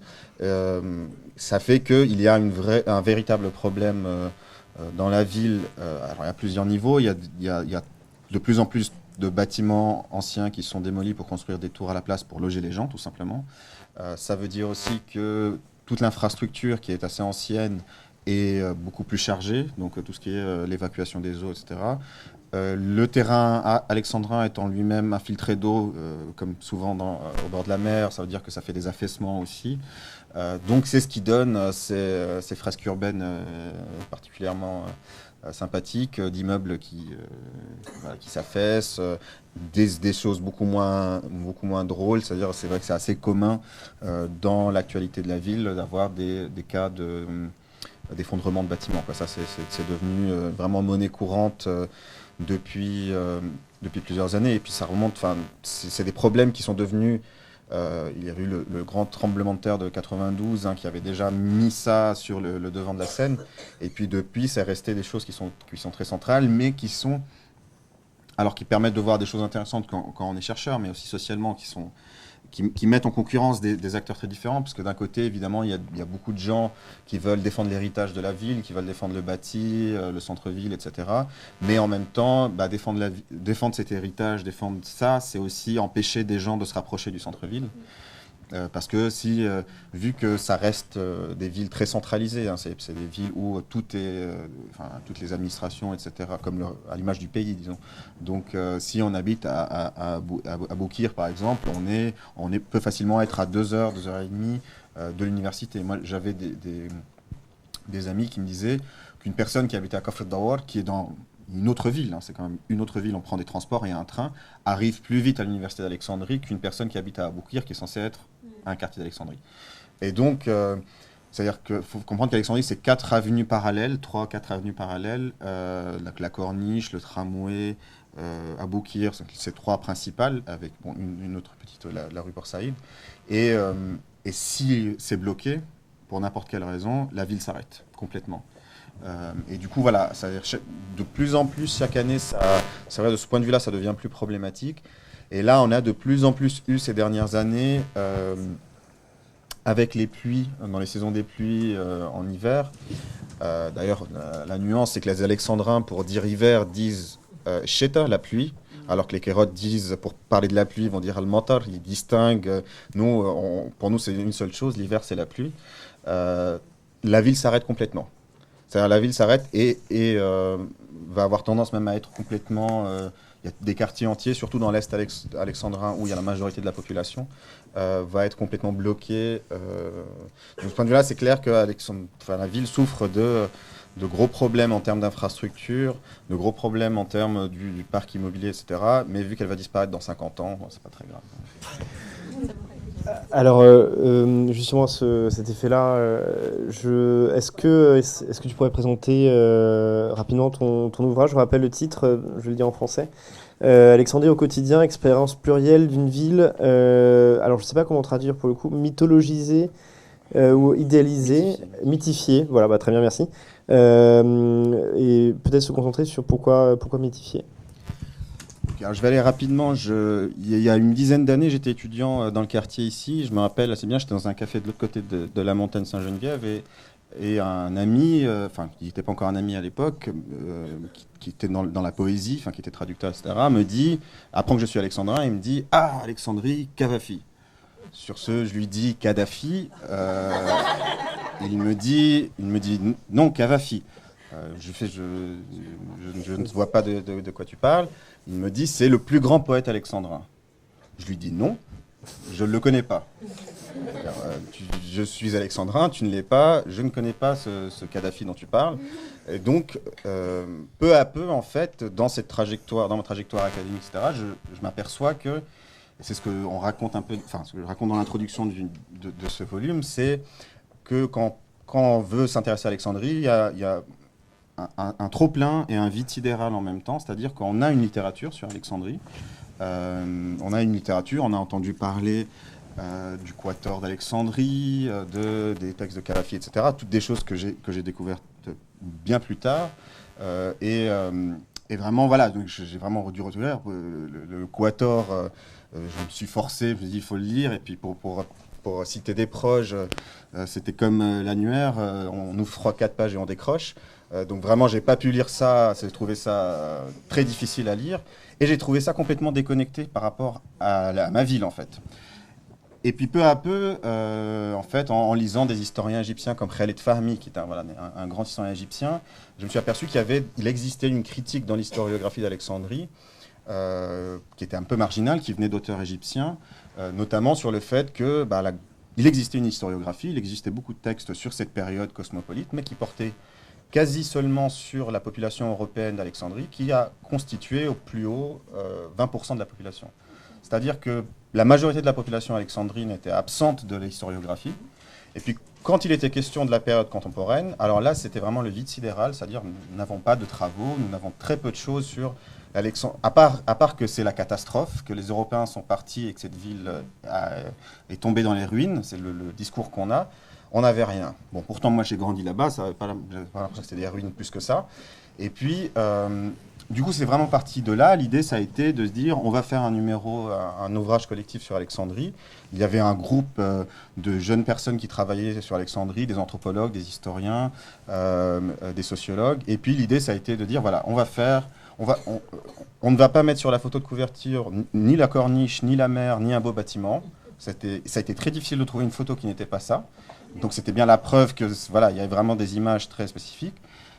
Et donc on a l'appel à communication, il avait juste comme critère le fait que ça porte sur Alexandrie et que ce soit empiriquement fondé.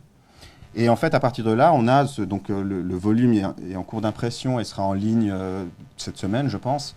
On a eu une série d'articles, des articles d'historiennes, notamment un texte, par exemple, sur le proxénétisme à Alexandrie dans l'entre-deux-guerres, donc à partir des archives des commissariats de police, donc vraiment une histoire par le bas très, très intéressante. Une biographie que tu as eu l'occasion de lire, d'un personnage central du militantisme ouvrier à Alexandrie qui est décédé en 2016. On a eu des textes sur les musées à Alexandrie et quel type de mémoire. Donc il y a 2 grands musées à Alexandrie.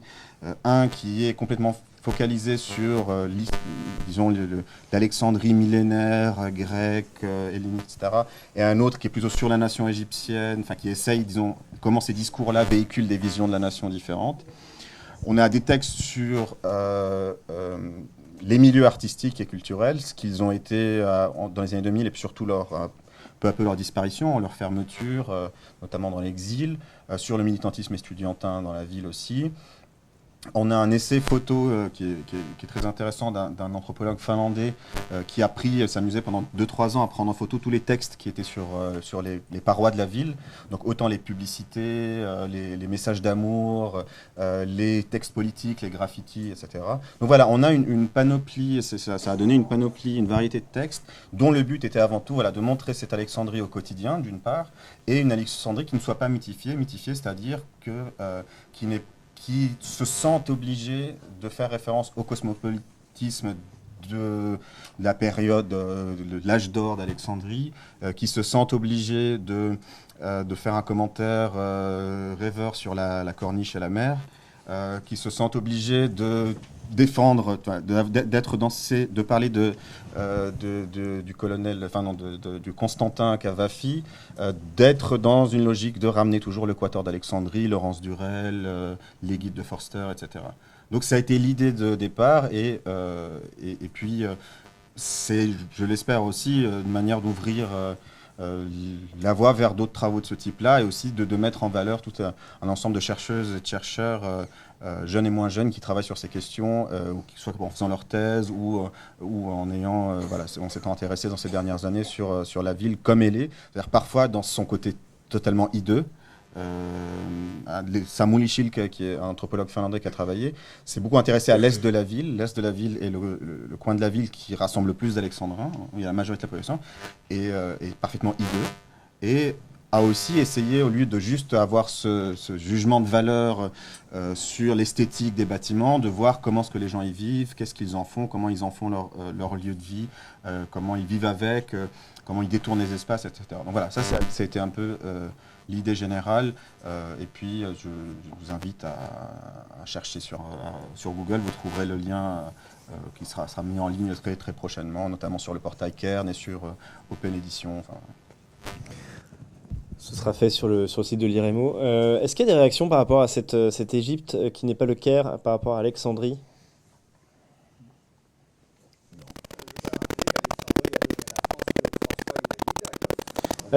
Non, c'est Ismaïlia, je crois, pour Claude François. C'est le Caire pour Dalida et Ismaïlia pour Claude François. Mais on a donné Georges Moustaki. Ce qui, entre nous, est un peu... Merci. Est-ce qu'il y a d'autres questions sur Alexandrie pour revenir Oui, il y en a une ici. Voilà. Juste par rapport à une remarque que vous avez faite, les Alexandrins, on est quand même plus originaux. Est-ce que ça répond à un fait historique ou une tradition ou... Est-ce que ça voulait vraiment... Alors, je peux vous faire une réponse sérieuse. Je peux essayer. Non, il y a quelque chose qui s'est passé après 2011, ça veut dire qu'il y a eu, j'avais écrit un petit texte il y a quelques années qui s'appelait La réinvention d'Alexandrie, et il y a eu vraiment un processus qui s'est mis en place, surtout après 2011, de mettre en avant une identité alexandrine, de se réapproprier l'accent alexandrin. Alors, moi, j'ai découvert que j'avais un accent alexandrin mon premier jour à l'université du Caire, je ne savais pas avant ça. J'ai prononcé un verbe et les gens rient. Donc j'ai compris que je parlais, alors que moi, pour moi, je l'entends même pas.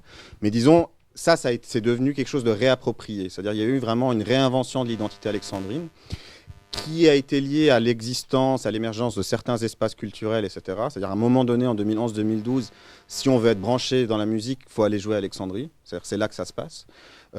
Et aussi, c'était lié à la politique. Parce que, par exemple, on a mentionné que Sabahi arrive en 3e place aux élections présidentielles. Il arrive en 1re place à Alexandrie.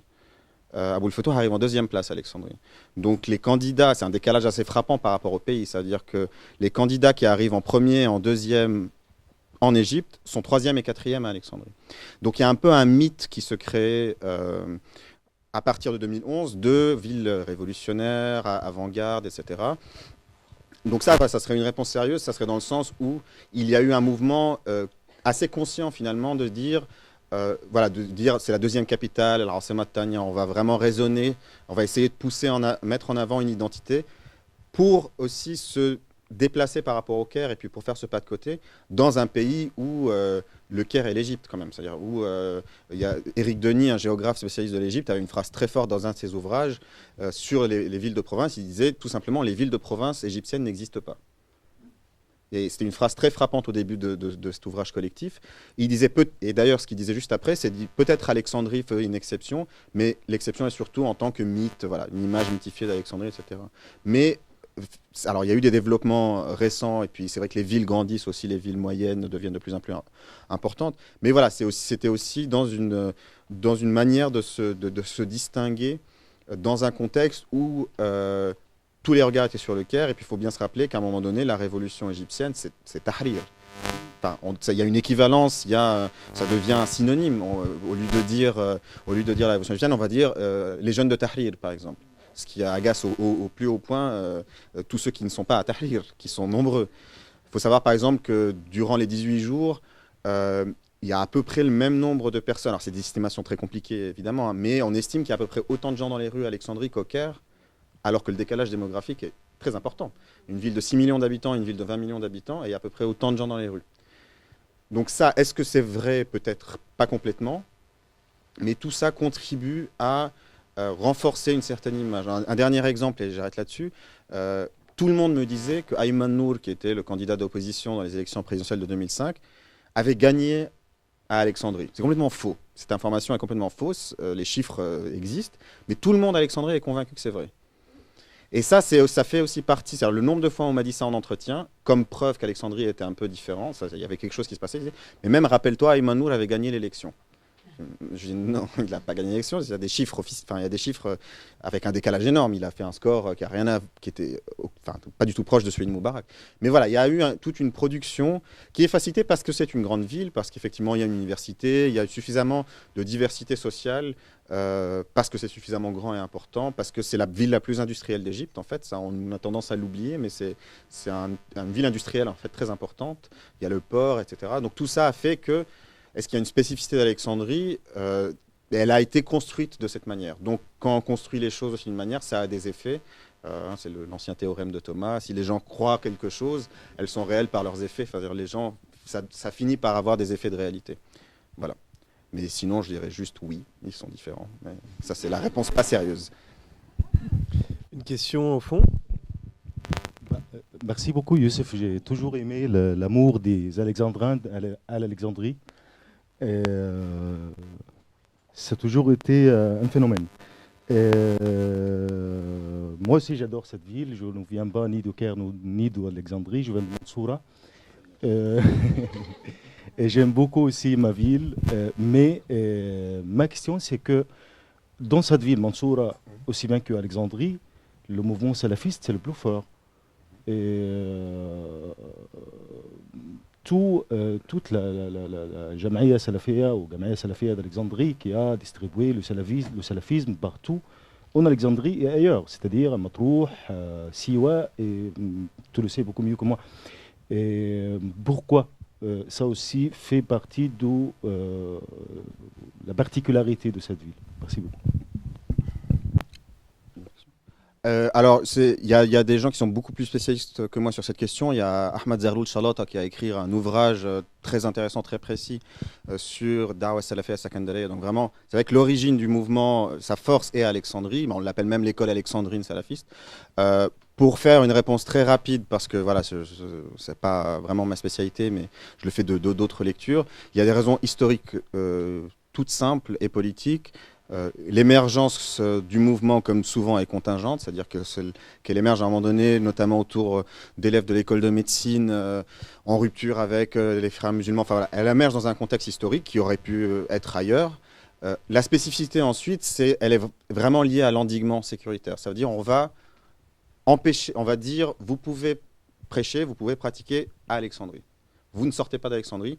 Et il y a même, je fais aussi référence aux travaux de Clément Steuer, enfin il y a d'autres gens qui ont travaillé là-dessus, comment à un moment donné, on empêche aussi les journalistes, enfin on va dire, il ne faut pas sortir d'Alexandrie, vous pouvez travailler ici, mais pas à l'extérieur de là. Donc ça va faire que, ça c'est des effets, c'est des logiques après, voilà, qui ont été étudiées dans d'autres mouvements de manière sociologique, mais en restreignant le champ d'action, en disant on ne va pas se développer, on va être rattaché à Alexandrie, ça veut dire que les gens, vu que c'est aussi des mouvements qui fonctionnent autour de personnalités clés, que les gens se rapprochent de ces personnalités pour apprendre, c'est-à-dire que les gens vont venir à Alexandrie plutôt que l'inverse, plutôt que les gens vont partir d'Alexandrie. Donc tout ça, ça a eu des effets qui ont renforcé le mouvement sur place, quoi. C'est devenu, c'est vrai, un mouvement très fort dans la ville. Donc ça, voilà. Après, il y a des raisons qui sont simplement historiques, qui font que, d'une certaine manière, ça s'est développé à ce moment-là, à cet endroit-là. Mais souvent, par exemple, moi, on disait souvent, voilà, Alexandrie est une ville islamiste importante. Et puis, on se disait, par exemple, regardez, il y a beaucoup d'islamistes dans l'est de la ville, ils sont très forts là-bas. C'est parce que la ville est pauvre, etc. C'est parce qu'il y a des problèmes et que il y a plus d'islamistes dans l'est de la ville parce qu'il y a plus d'alexandrins dans l'est de la ville. C'est le b.a.-ba de l'analyse statistique.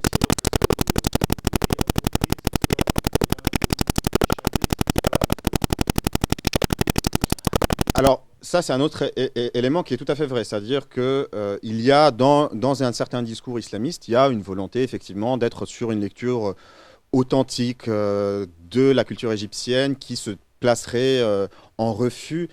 Et c'est pas très difficile de le faire quand on connaît effectivement cette historiographie d'Alexandrie où les Arabes n'ont pas de nom dans la littérature. Enfin, vraiment, c'est une littérature d'Européens qui se parlent, cosmopolites, etc. Donc, eux, il y a un historien qui a fait un travail vraiment passionnant très récent qui est paru, Will Hanley, un historien américain, qui a travaillé sur ce qu'il appelle le cosmopolitisme vulgaire, vraiment qui a travaillé sur le cosmopolitisme par le bas.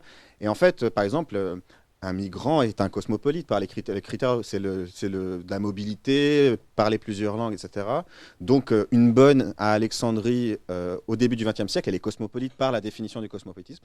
Or, elle n'est jamais considérée comme telle dans la littérature.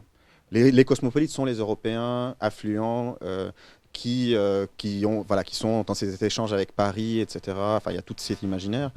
Et lui, il a fait tout un travail un peu par en bas. Il a travaillé aussi sur les commissariats de police. Il a fait sur l'invention des papiers, donc l'invention de la nationalité à Alexandrie, comme cas d'étude au début du XXe, un très beau livre. Et puis, donc ça, c'est vrai que le discours islamiste, certains discours islamistes en tout cas, mais pas le seul, le discours nationaliste aussi peut très bien le faire. N'oublions pas qu'avant tout, le départ des étrangers, c'est Nasser, enfin, c'est quand même un contexte historique particulier. Donc très clairement, on va s'opposer à une culture authentique égyptienne qui sera contre cette domination occidentale, cette nostalgie de la colonisation, etc. Donc ça, c'est tout à fait vrai. Il y a vraiment, même dans le rapport à la langue, ça veut dire la mise en avant de l'arabe au contraire des langues étrangères, etc. Donc ça, ouais, c'est tout à fait juste dans le cas égyptien, dans le cas d'Alexandrie.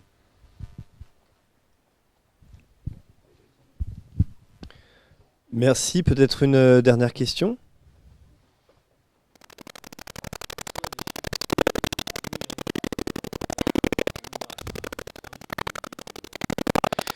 Alors, donc, des chiffres sur les émigrés égyptiens ou qui sont passés par l'Égypte, parce qu'il y a aussi de nombreux Érythréens qui sont passés par l'Égypte, Soudanais. Un Égyptien qui quitte le pays pour migrer.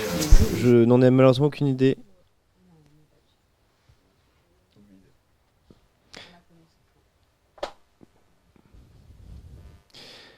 Pas de questions. Merci beaucoup à tous pour votre attention. Merci aux chercheurs qui sont venus. Merci beaucoup pour vos questions et merci à l'IREMO qui a accueilli ce débat.